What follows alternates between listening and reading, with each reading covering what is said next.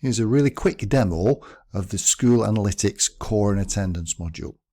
Here we are. This is an example of the Core and Attendance module. You'll notice first of all that we're in a web browser. School Analytics and Power BI in general are usually accessed via a web browser. So anywhere where you've got a web browser, you can see your report from. And you can log into your report using your usual Microsoft username and password. I'm just going to zoom into this report and make it use full screen so we can concentrate on the actual contents. So what we have here is a quick summary. This is the first page. It's a very quick, succinct summary of all the key metrics for your school. So the total number of pupils, the percentage attendance for the current academic year, the persistent absentee rate, pupil premium percentages, EAL percentages, and so on down the side.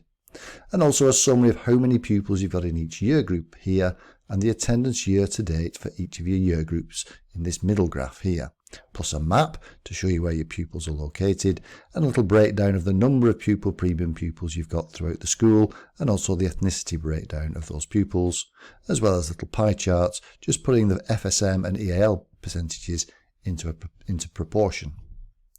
What we can do from this screen is show you some of the real benefits of using Power BI. For example, there are 160 pupils in Year 11 here, and if I click on those 160 pupils, all the other graphs now update to highlight those 160 Year 11 pupils. So you see the graph now just shows Year 11 pupils, the percentage attendance is highlighted for Year 11, and the Year 11 breakdowns within the overall school numbers of pupils by ethnicity and also in pupil premium pupils. All these statistics down the side have also updated themselves. I'll click back on Year 11 here and the graph returns to normal. Another facility we have in Power BI is an ability to drill down into graphs and see data at a finer level. For example, looking at this top graph here, if I hover the mouse there, you'll see these extra buttons pop up. These are the drill up and drill down buttons. I'll use this drill down button. And this graph now becomes a graph that's showing me the number of pupils in each registration group. It gets a bit small at this stage, so I can make that graph bigger. And now I can see how many pupils are in each single registration group. I'll go back to the full report. And you can drill up as well. So if I use the drill up option here, you'll go up to year groups there. And if I drill up again, we go to key stage level.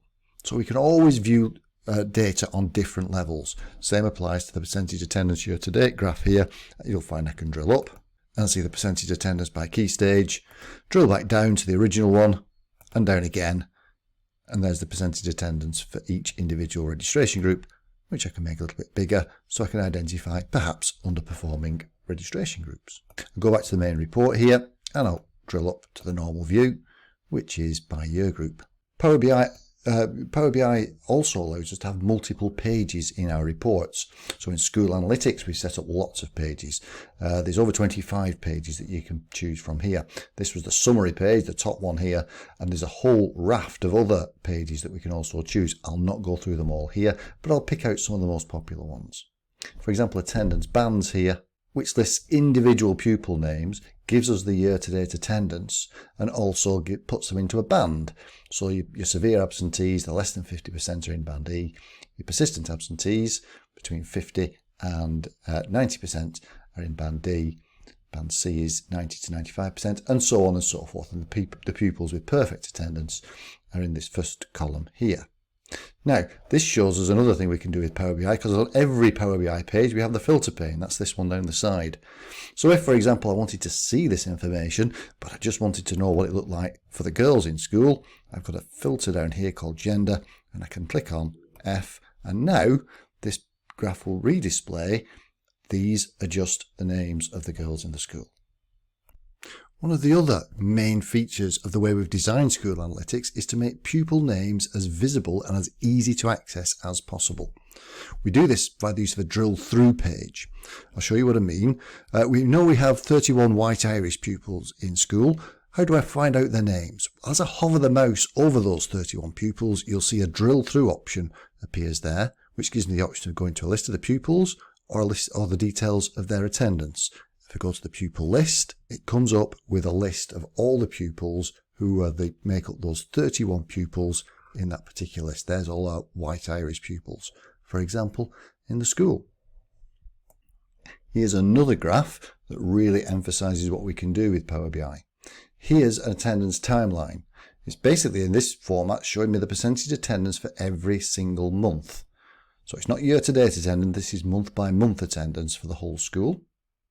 And I can again drill up and drill down. So if I drill up here from the month level, you'll see it now shows me term by term. And I'm focusing on one particular year here, so it's just showing me the 3 terms.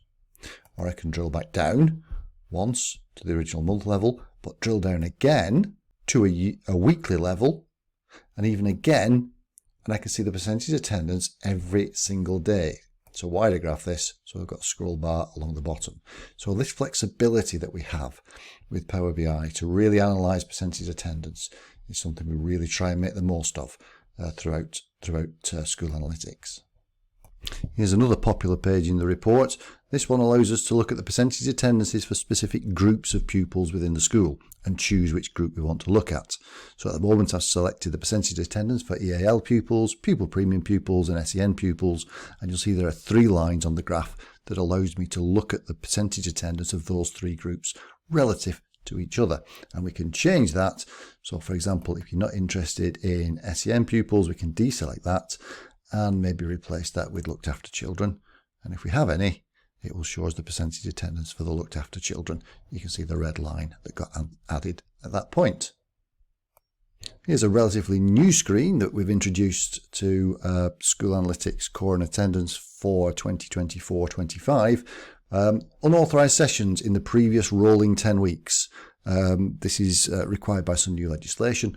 So it looks at the previous 10 weeks, whatever point we are today, and looks back the previous 10 weeks and counts up how many unauthorised sessions have been missed by pupils. And therefore you can pick out pupils who've got 10 or more sessions. Again, this is highlighted in the latest legislation. And this is an example of an attendance heat map where we have all the days of the week along the top, and each row here is effectively a week. So this is basically the attendance day by day. And by applying a colour, the lowest percentage attendance, the red is red, and the best attendance, the green is green, we end up with a heat map sort of approach. Again, really useful for looking for patterns behind poor attendance. You can see a clear one there on Fridays, but also possibly a pattern there on Tuesdays.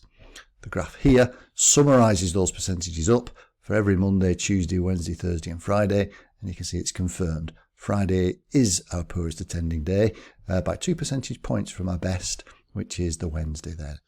So they're a real easy way to spot trends. And following on from the heat map in the previous example, here we've got a summary of individual pupil attendance. So we're picking out an individual pupil here from the list, Abby Stapleton in this example.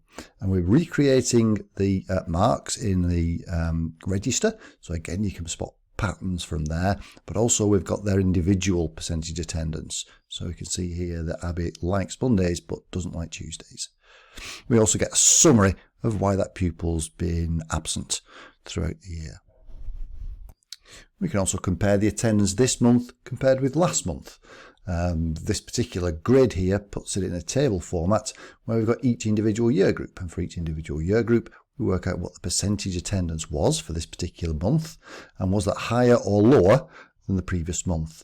So in October it was 98.1%, the previous month was 96%. That means a rise of 2.12%, so we get the green arrow there. All subsequent months though for this particular year group have seen a decline in the average attendance. And here's a similar one where we're looking at this month versus the same month last year. Not the previous month, but the same month last year. So this one, for example, is comparing September this year with September the previous year and telling us what the difference is between the two.